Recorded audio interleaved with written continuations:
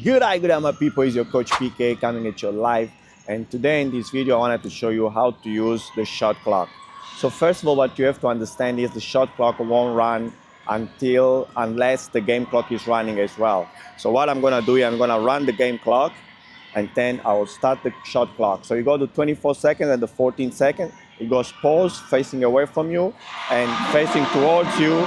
It's got the run. So you're gonna go run. As you can see, the shot clock is now running. To pause it, you just click the pin away from you, and it pauses the pin. To reset to 14, you just press 14, and then pause the game, or 24.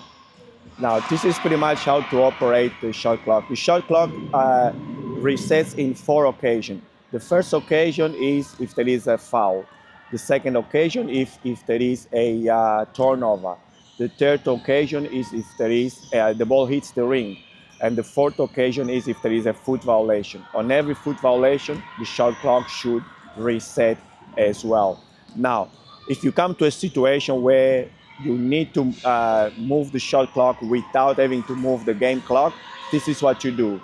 You pause the game clock, you go 24 on the shot clock, and then go run, and then double pump 24 on here.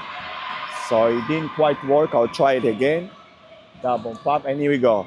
So now you got the shot clock running, and the game clock is not running. Therefore, you can fix the error and put it back to whatever second you need to stop it without losing any time on the actually game clock or having to move the game clock. And this is the siren when the shot clock runs out. So with this siren, it means it's a shot clock violation, and the opposition team should gain possession. I hope this video has been helpful. If yes, please give me a thumbs up and like it. Comment on it if you have any more questions or any doubts. And also make sure to watch this video over here and this video over here. And in the middle where my face is, click on it, click on the subscribe button, and click on the notification bell so you don't miss my very next video. For now, bye.